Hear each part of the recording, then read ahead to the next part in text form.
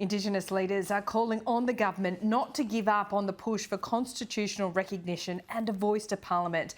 The government has rejected a referendum on recognising Indigenous Australians in the Constitution, instead opting for legislating a voice. That body would advise the government on issues that affect Indigenous Australians, and leading the discussion are the next generation of Indigenous leaders. One of them is Dean Parkin, from the Director of From the Heart. He joins us now.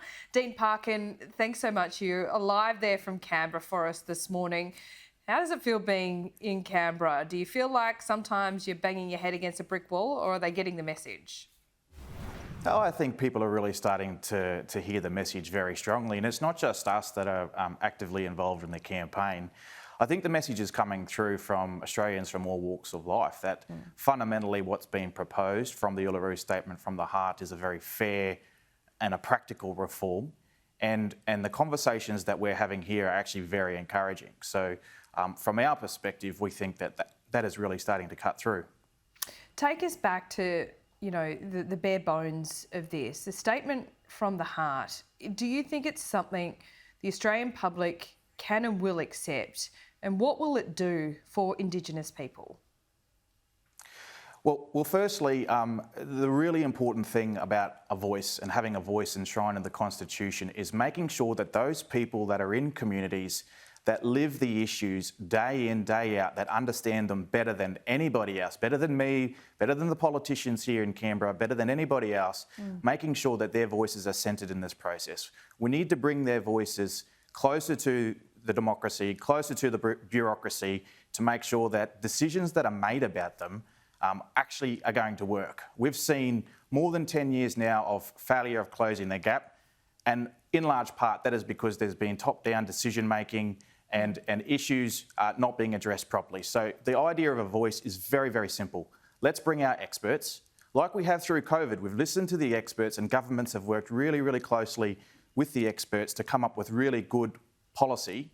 Let's do that in Indigenous Affairs. It's a policy space that really needs it. So fundamentally, Uluru and the call for the voice is a very practical option and a very practical reform that I think Australians understand well. They understand fundamentally this is a modest proposition, and our research and the conversations that we're having through the campaign is that people understand that. They can cut through all the political noise, and they understand that this is the only practical option for constitutional change. How does it change the lives of Aboriginal people living in these remote communities? Well, who else but the people in Arakoon, for example, understand what needs to happen with their children's education or what needs to happen with their housing? Who other than the healthcare worker in Halls Creek understands what really needs to happen with the healthcare for their people? So bringing that expertise, bringing that knowledge, bringing that wisdom. And let's not forget, the people in the communities have seen decades of recycled, failed policies. And you can just see them roll their eyes when the next new policy idea comes out. They've seen them all before. And so what we're saying is, let's just stop making the same mistakes again. Let's stop investing in programs and policies that don't work.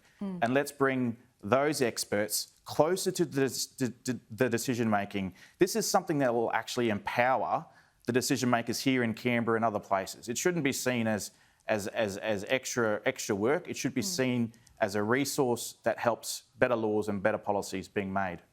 Dean Parkin, in the mainstream, you're a new voice and a new face. Do you hope to bring new energy to this as well?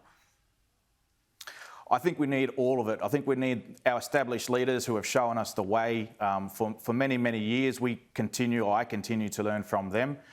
There are the young people with really, really sharp ideas and great ways of connecting throughout their communities, and we've been surrounded by them over the last few days here in Canberra. And so what we need to do is harness all of those levels of expertise and wisdom across our communities and really start to elevate some of those voices that haven't been heard in these debates. When you hear the young people, when you hear the people from community talk with passion about why an enshrined voice is so important, it just becomes very, very obvious. So we're going to try and elevate those as much as we can. Well, Dean Parkin, we appreciate your time this morning. We'll keep in touch and we'll keep talking. Thank you, Laura.